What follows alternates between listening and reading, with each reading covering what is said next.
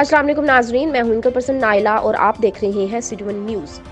रुख करते हैं खैरपुर तामे वाली। सैयद खिजर अब्बास गिलानी की रिपोर्ट के मुताबिक जुबैर फर्टिलाइजर मदीना चौक के मालिक मोहम्मद जुबैर की खाद सोना यूरिया ब्लैक में फरोख्त करने की निशानदही मीडिया में होने पर डिप्टी डायरेक्टर ज़राअत तौसीर खैरपुर तामेवाली ने इसका नोटिस लेते हुए जुबैर फर्टिलाइजर मदीना चौक के खिलाफ कार्रवाई का आगाज कर दिया है।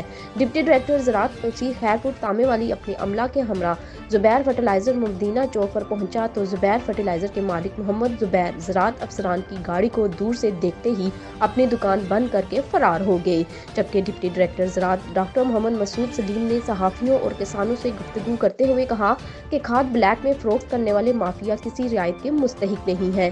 कब तक ये भागते रहेंगे? मीडिया खाद माफिया की निशानदेही करे, हम फौरी तौर पर इनके खिलाफ कार्रवाई अमल में लाएंगे।